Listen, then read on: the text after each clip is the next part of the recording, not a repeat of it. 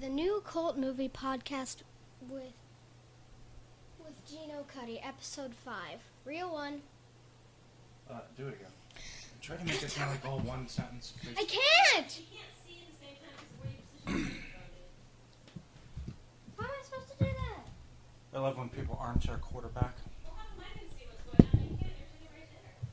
Alright, ready? And go. The new cult movie podcast with Gino Cuddy, episode 5. Real one.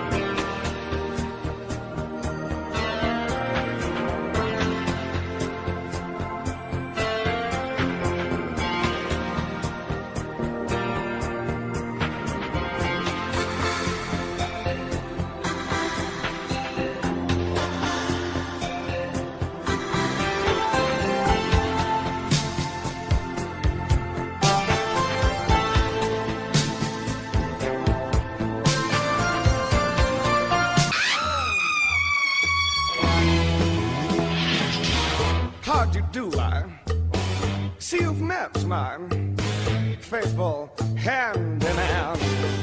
He's just a little brought down because when you knocked, he thought you were the candy man. Don't get strung out by the way I look.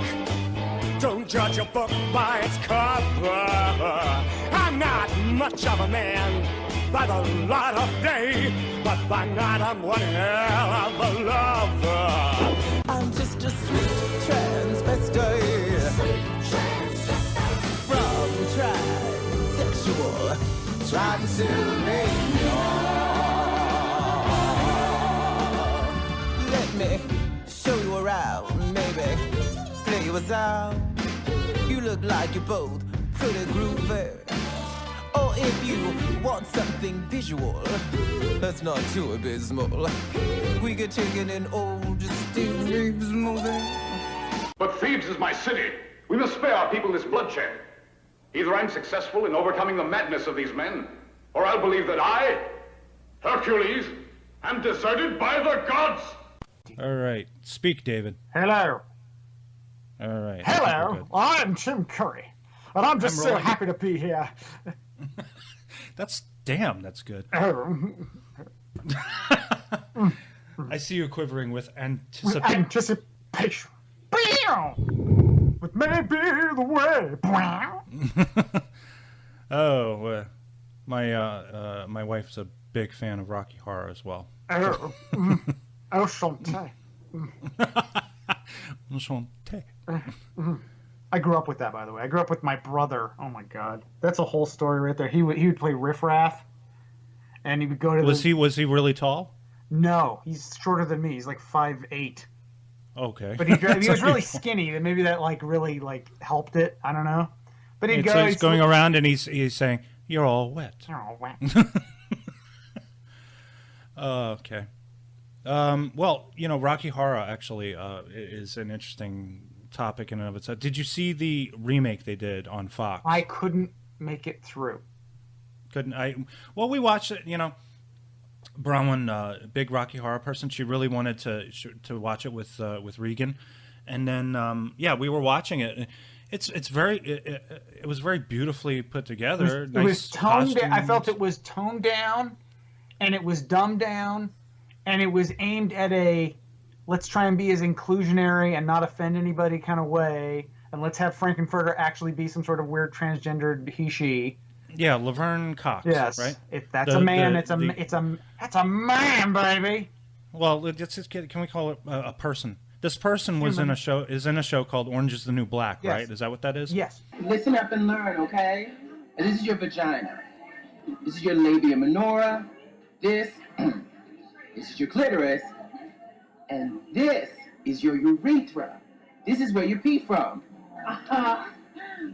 Now, ladies, I want each and every one of you to go back to your bunks tonight and get to know your own cha-chas, okay? No fucking way. I got a Mars pubis. Yes, you do. And you also have a labia majora and a clitoral hood. Now, for those of you who are having trouble finding your clitoris, or your partner is having trouble finding your clitoris, you might have to pull back the clitoral hood to expose it. Little known fact. And yeah, now I went to the AV Club to read their review. Sometimes, like, if there's something that's interesting enough for me that I watch, I want to know what other people are thinking. So I went to the AV Club. The review was really a terrible review anyway. It wasn't, their quality has gone down so badly. They need editors desperately because they're not writers, the people who are working on that site anymore. The comments are much more interesting. So I go and I look at the comments of the Rocky Horror Picture Show, and they're talking about all of this stuff that you really don't think about anymore. I mean, actually, they talk about the stuff that you didn't think about back then, such as Dr. Frankenfurter's rape of Brad and Janet. Right? Yeah, you're right. It is rapey. I mean, it kind of goes back to other things like... maybe it's rapey now, but was it rapey in 1975 when the movie came out? I thought it was just silly. Say, do one of you guys know how to Madison? Well, it's more like somebody being seduced, really. That's not really rapey. Something, you know what? Something it is rapey. Revenge of the Nerds. When he comes in with the mask, she thinks he's somebody else, and he has her. There is that, and there's also and I hate to bring it up because I did a review recently for Vintage Cable Box, and I was talking to Bronwyn about this, and she's like, "What?" Because she's a big fan of the movie. 16 Candles.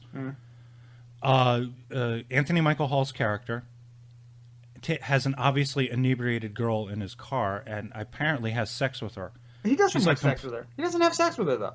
No, they did in the movie. Yeah, no, they don't. They don't show the sex, but they say at the end when she wakes up in the morning and she's sitting in his car, he's like, "Did we?" And she says, "Yeah, I'm pretty sure we did."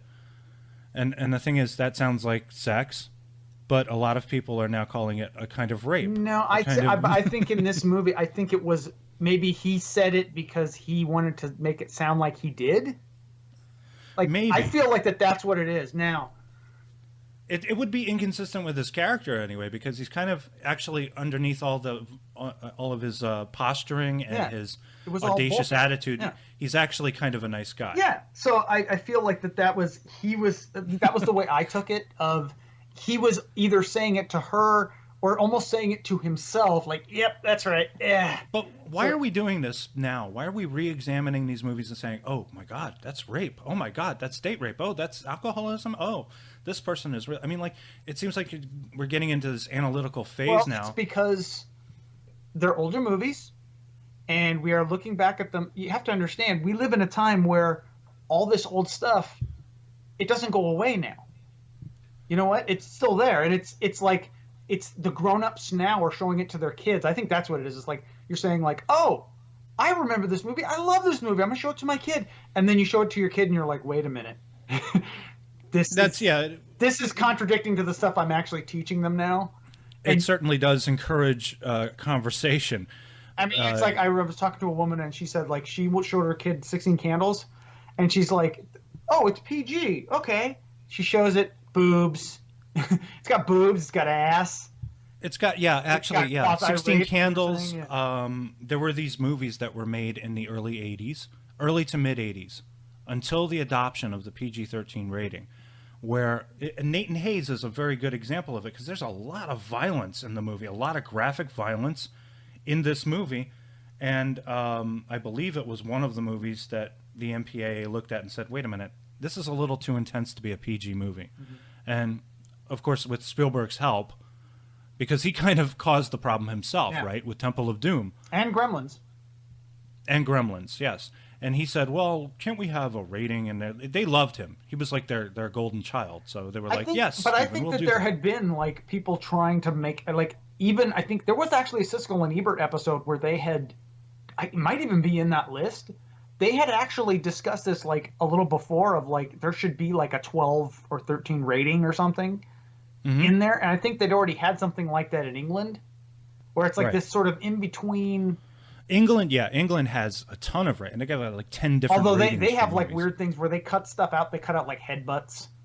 Yeah, England is not. Their distributors cringe at violence.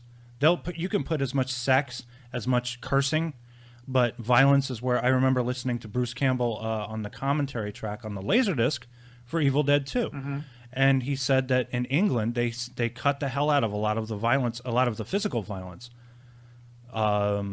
He said that there was a scene where he gets kicked in the head, and that was too much for UK censors. They actually cut an additional shot out of the movie of him getting kicked in the head. So they're not big on violence. See, I'm all for, if you're going to have something violent, have it be as accurate of the violent effects of whatever it is that's happening, because it shows the horribleness of violence. You know what? King Kong, another example. Well, not King Kong. Kong Skull Island. Bloodless. It's almost bloodless. These are photos of an island in the South Pacific. The place where myth and science meet. We use explosives to shake the earth, helping us to map the surface of the island. You're dropping bombs. Scientific instruments. Is that a monkey?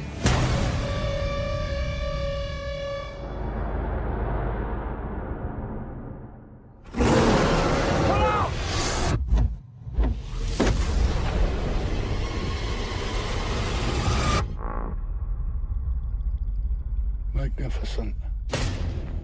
You knew that thing was out here? I'm sorry for your men, Colonel. But if you want to make their sacrifice worthwhile, hit us home with proof. Monsters exist. There is a lot of like intense stuff of bodies flying through the air. They used to do that in James Bond. Helicopter crashes and stuff like that, but there's very little blood in this movie. They do that in the James, like if you watch a GoldenEye, he's shooting up people left and right, no blood.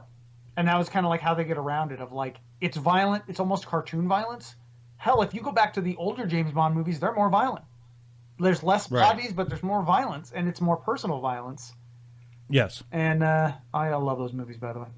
So, yeah, now with Rocky Horror, unfortunately, I mean, the great thing I love about the movie from '75, there's a lot more going on there. It's one of these things that you watch when you're a kid, you're not thinking about it, and then you watch it later on as an adult. And that's one of the great things I like about the vintage cable box thing is I have to watch these movies again, so I can look at them through the adult eyes, and I see a lot of shades and a lot of subtext.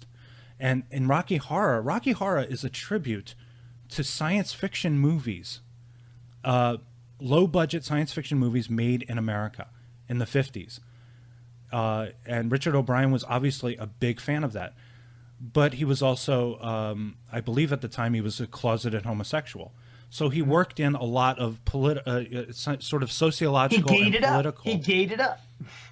Connotation, and it's like a drag show. It's like he took a drag show and put it in a science fiction movie.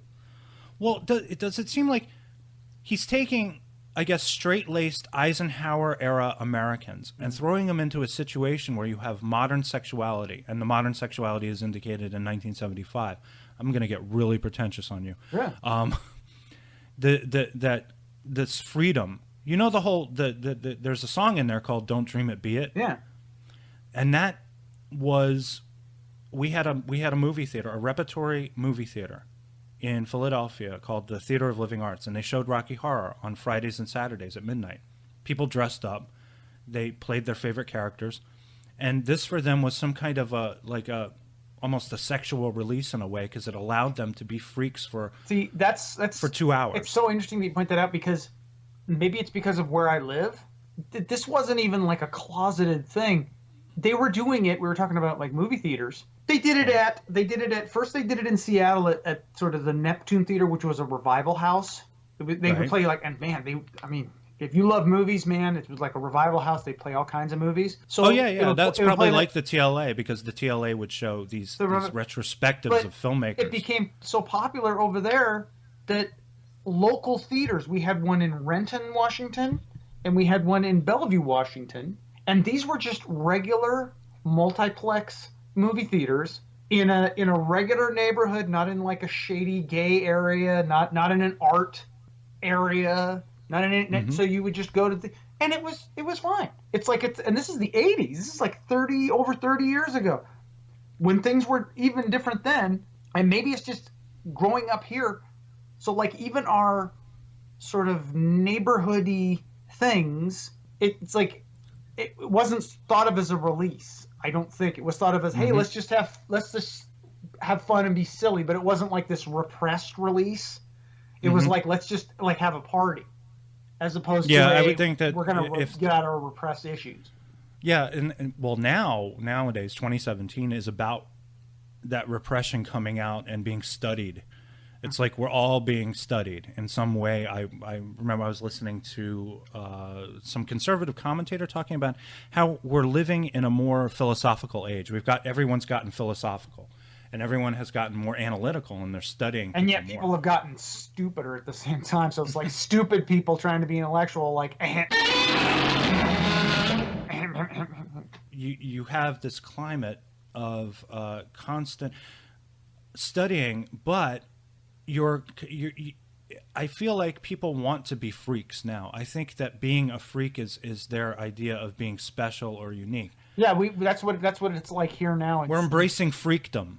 Yeah, and it's like, look, I live in the Seattle area, where it's very trendy. It's a very trendy area. God, it's we talk about pretentious. Oh my God, it's everybody is tattooed. Yeah, they enjoy their flavored coffees over there. Everybody is tattooed. Everybody is pierced. Man buns, man beards, woman beards. I'm like, you know what? I don't mind, but it's like people are going out of their way to stand out and be special, which it's like if you're trying to be cool, you're doing it wrong.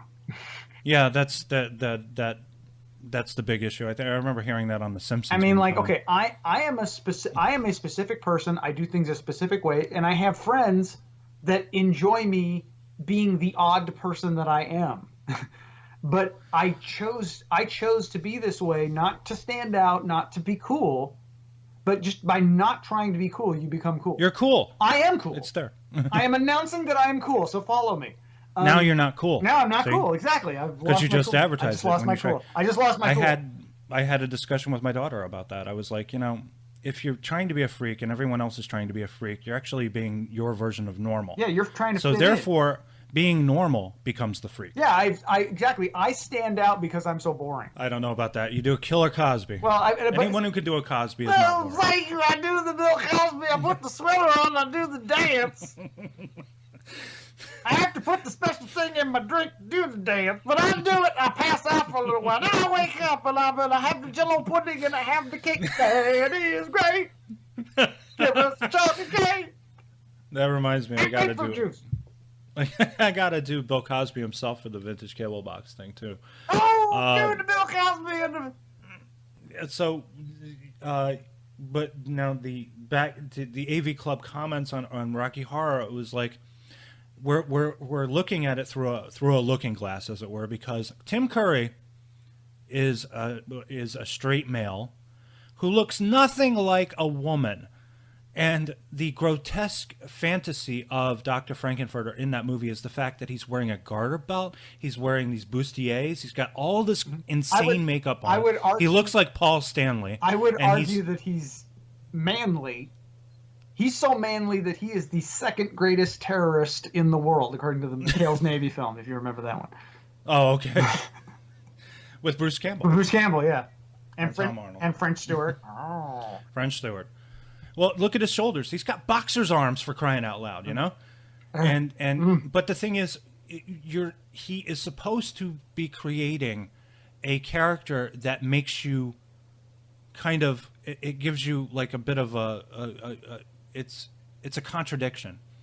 to look at that. And then we look at Laverne Cox in the remake of Rocky Horror, and this is a transgender person or something like that, right? Yeah, he's already there. I feel like he doesn't have to. It's like by him doing that, or him, her, it, whatever, doing that, it's not a stretch. In fact, it's almost a step back. Because, yes, and in a way, it kind of is a transvestite. From transsexual. He's supposed to be a that was another. He's a man who dresses as a woman and acts fabulous. That's a major problem there. You've just hit the nail on the head. Yeah. He's a sweet transvestite from transsexual Transylvania, right? Yes. Laverne Cox is not. Laverne Cox is all the way. Halfway. I mean, not a transvestite. That not is a fully a woman. To quote Britney Spears, not quite a woman. Yeah, and I don't want to be one of these people who says it, but it kind of normalizes it. And you can't normalize Rocky Horror Picture Show. No, it's not supposed to be normalized. No. What's supposed to be normal, I think part of the reason it's normal is because we're so used to seeing man, woman, people, entities these days. And I'm sorry, and everybody goes through their own struggles, but I don't necessarily agree with that kind of thing that you're doing to your body, because I feel like you should be okay with the body that you were born with. Find a way to be okay with who you are, and act accordingly. But don't hormones or surgery. That's when I start to draw the line. But if he was like fully a man, but he dressed up as a woman, like he was Frankenfurter. I'd be way more okay with that, because that's not surgery. That's not hormones. You're like, you found a way to be okay with the body that you were born in, and you've expressed it out of that. Right. That's why I'm like, I'm not necessarily, and I'm certainly not going to like hassle these people. I'm not going to like protest them. I wouldn't do that either. I would not harass them. I would not protest them, and I wouldn't be angry about it. You want to live your life. You want to do it that way. I don't have to agree. There's a whole bunch of people I don't agree with on various different fronts of various different things. This is something I can disagree with someone on, but it's like, you don't need to change my mind. I'm not. Well, yeah. Where I draw the line is when you put it in my face and tell me it's normal. Yes. That's not normal. No, it's not. And don't try to act as though it is, and don't shame me for not immediately understanding. No. That's another thing. They call people who believe that closed-minded. Yeah. Although this also applies to people on the right, like super religious people that try to beat you over the head with your religion and say, you're eternally damned, and like that. Yeah. It's the same thing. Yeah. Yeah. I think if there's one thing we might be moving into that might be a little more positive, is that I understand and appreciate people who are religious. I do. You believe in something. You're committed to it. Be a good person. Take everything that you hold dear about your religion. And I'm talking Western here. I'm talking mainly Western, of course. Take everything that you hold dear about your religion and apply it in your life. And you will have acquired a wisdom beyond what most people have. I'm perfectly comfortable being atheist myself, but I'm also comfortable with other people, as long as, don't tell me I'm going to hell. I don't want to hear that. That's stupid. You don't know. No one knows. No, I'm agnostic, and it's like, I know that I don't know, but that doesn't prevent me from praying. Because my wife, I would say, is agnostic as well. She wants to believe. She's like the Fox Mulder of religion. Those are agnostic people. They want to believe. I want to believe. I don't. Yeah. It's like, in a weird way, I feel like I can understand religion because it's an attempt to connect with a universe that our human brains will never be able to comprehend. Yeah. It's like what Stanley Kubrick. Stanley Kubrick said that about the universe. He says the universe a certain percent. I mean, sorry, you were going to say Kubrick? There's something that Stanley Kubrick said. He said the universe is more than we can imagine. It's more. What the hell did he say? I don't want to ruin it. Let me look it up. Hang on. Kubrick's quote about the universe. Lillian Kennett? Is this it? Yeah, this must be it. All right. The most terrifying... you bastard! Okay. Sorry. Freaking ad popped up in the middle of it. The most terrifying fact about the universe is not that it is hostile, but that it is indifferent. But if we can come to terms with an indifference, then our existence as a species could have genuine meaning. However vast the darkness, we must supply our own light. Yeah, I feel like it's up to us. We have to. That's deep. We have to find the meaning in our own lives for us, and be like, you know what? I always feel like we need to stop fighting amongst each other, because we're all in this together. Yes, and that leads perfectly into the previous political discussion we had. Yes, we're all in this together. However, I just feel like we gotta be like Superman. We gotta be like the Chris Reeve Superman at the end. Don't thank me. We're all in this together. As far as I'm concerned, he's the only Superman. He is. That's a whole other show we could do, like about Superman and the Chris Reeve Superman. How that is like a perfect movie. Absolutely. I mean, my goodness. Richard Belzer kind of sounds like this. No, actually, it's when you just talk in your normal voice. That's the most Belzer-esque to me. The very Richard Belzer. Maybe that's why my wife married me, because she's like a fan of Richard Belzer. There's this movie that I have to do for Vintage Cable Box called The Groove Tube. I don't know. Oh my God! Now, do you remember? Did you see Richard Belzer's impersonation of the president? I'm foggy on the movie. All I remember, it's like kind of burned into my brain because it's one of the first movies we rented, like on videotape and beta, and it is okay. This is why I have to review the movie anyway, because they played it so many times on cable back then. He plays the president of the United States, and he's got this bravado about him, and it's very much like he's doing Trump. Nixon. When the movie came out, Nixon was still president, right? But the impersonation is so spot on for a Trump. This is like how Trump would be. He actually goes, "I'm the fucking president." Oh, okay. The president went to the airwaves this evening in a televised address to the nation. Commenting upon the spirit of dissent abroad in the land, the president reaffirmed his confidence in the basic strength of the American people. I'm in the driver's seat. I run the show. I'm the fucking president. Earlier in the day, the president welcomed the Prime Minister of India, Mrs. Mahatma Yenta. Mechanica reports from the nation's capital. After a day spent in consultation with the Prime Minister and her aides, the President took the demure world leader on an informal tour of the White House Rose Garden. Later, they spoke to reporters. I would like to thank the marvelous people of the United States for the great reception they showed me here, and of course the hospitality of your great president.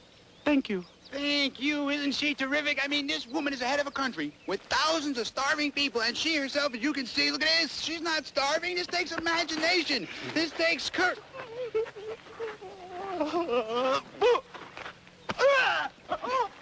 And that is it. That's it. That's it. Thank you, Mr. President. Thank you. You're wonderful. You know that? You're really something. I'm really going to take you. You're really going to like America. America's going to be your favorite country. I'll say that. The assassination attempt in the Rose Garden was the 23rd such incident since the president took office, and the second in the last 5 days. Okay. And then he makes out with like the Prime Minister of India and tries to jump on her and hump her. Yeah, that whole movie is wall-to-wall nudity. That's a great thing for like a 9-year-old boy to see, isn't it? Oh, it was wonderful. It was wonderful. Oh, man. Okay, but we'll get to that. Yeah, all those great... You know what? Those were great. They had these comedy movies back then that were a series of sketches. I just caught Kentucky Fried Movie. Kentucky Fried Movie is another great favorite of mine. It's uneven, but there's some stuff in there that's really funny. It's so fantastic. I recognize the black dude that's like it can't perform, and then the big black dude comes in. it's like some sort of like thing. And what was that? What was his name? It was like some kind of weightlifter, bodybuilder, and then they play Shalom Aleichem in the background. It's fucking hilarious. The guy, the black dude in it, he was the guy from Wonderbug. He was the guy who played CC in Wonderbug. Oh, really? I recognize it's a real distinct face. The guy who couldn't perform. Yeah. And there's a lot of face going on, so I recognize. I'm like, there's something going on, and I remembered, and I looked. It's great. I mean, remember that's Armageddon. God, I don't remember that one. That's Armageddon. It's a trailer, and it's got George Lazenby and Donald Sutherland as the clumsy waiter. And I liked A Fistful of Yen quite a bit. remember the what was his name? Stryker, Danger Seeker. And he's a stuntman. He's been all over the world. He jumps into volcanoes. He skydives. He does all these crazy stunts on a motorcycle, and he performs the most dangerous stunt of his life, which is he's standing on a street in Harlem and he screams "Niggers!" and then runs.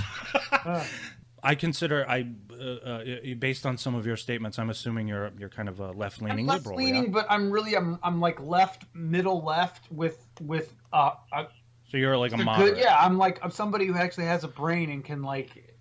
So then, that this is the greatest country in the world for women.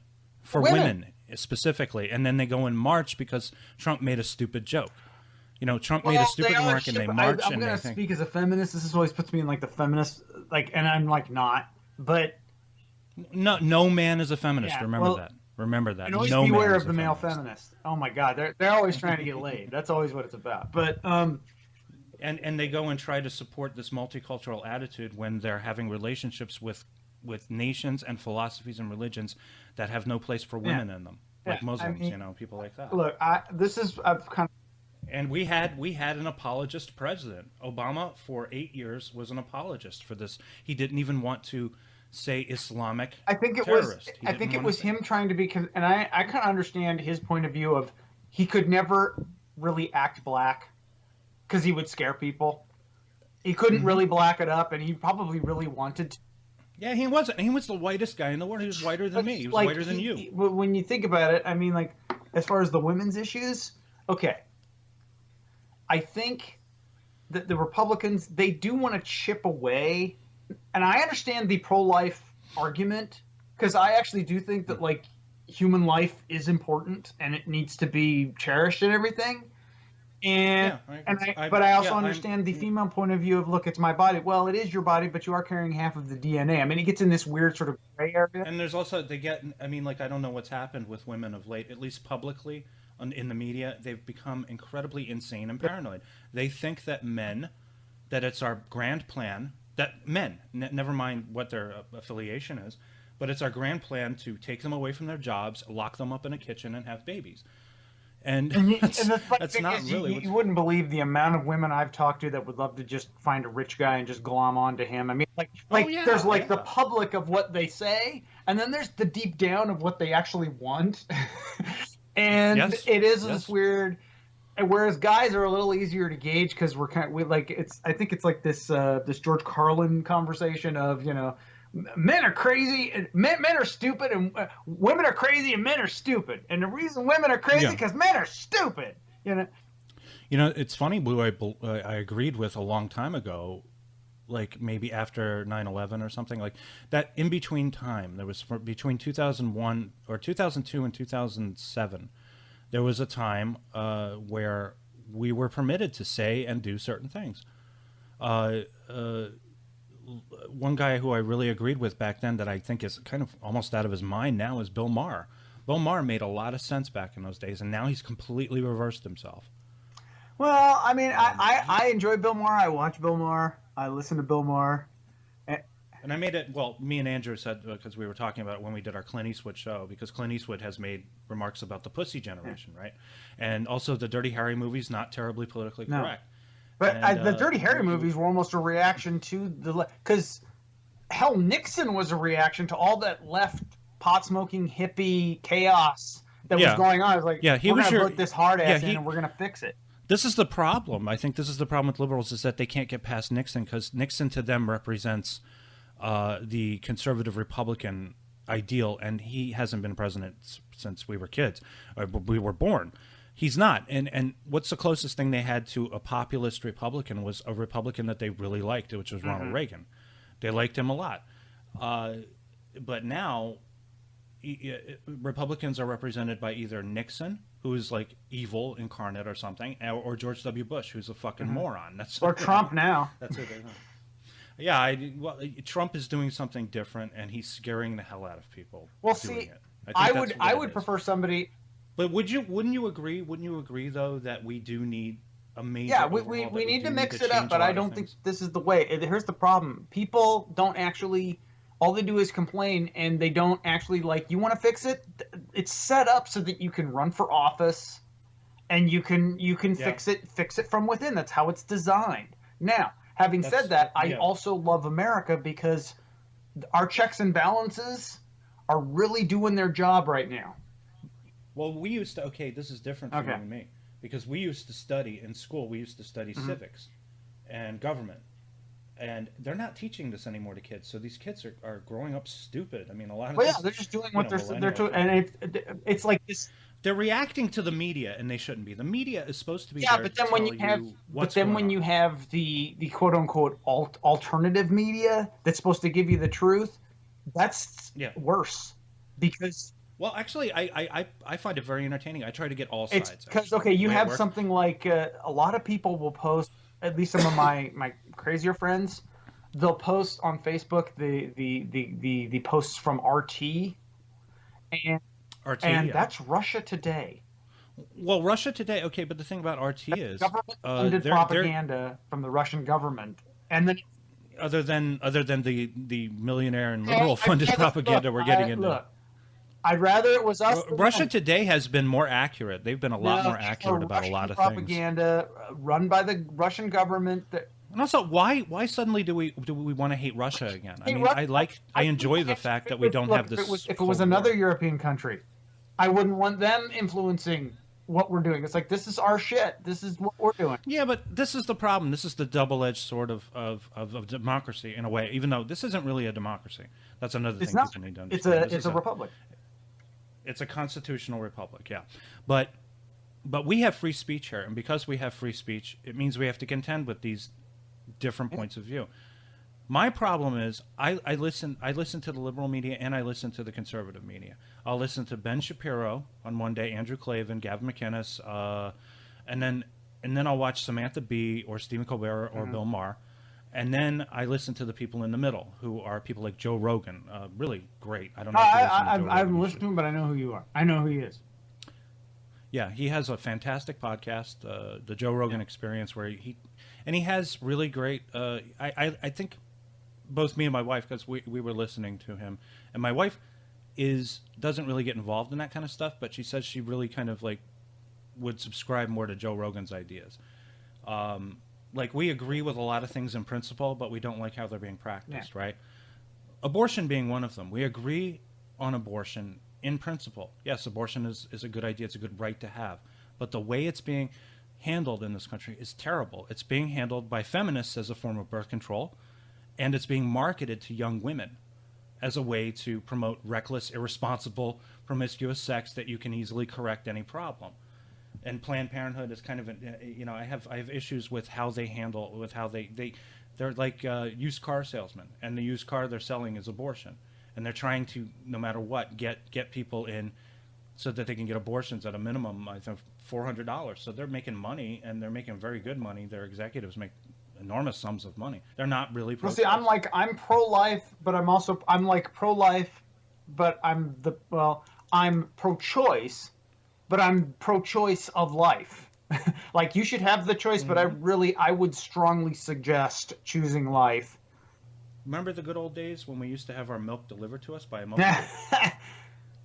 That was recycling. Why don't we do that anymore? When I was a kid, the milkman came with milk. Think of all the pollutants that are going into the air because of the truck. I mean, we've already got Amazon trucks going everywhere. But think of all the garbage we're producing with milk.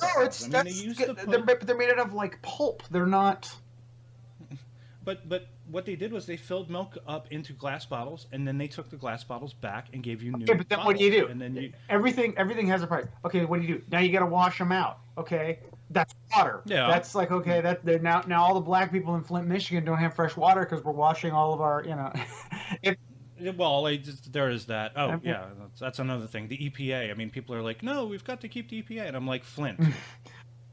End of story. They don't do their job. That was people not doing their job. And also the Department of Education, I have issues with that as well. I got into a whole big debate because I have a lot of my friends are crazy-ass lunatic. There's all these huge problems, liberals. And neither of us are really going to actually fix them. So all we do is get pissed off and come up with some really good ideas. And they don't get... Maybe we should just go back to tribal. where we all stood around our going own like fires. this, maybe we will, you know. Like, Okay. I'm concerned of, like, I'm just hoping the world holds it together another 40, 50 years from my natural life. Then the world can fuck off. I don't care. Ah! And I'll end it right there. And I'm going to use this as some kind of an alternate audio discussion.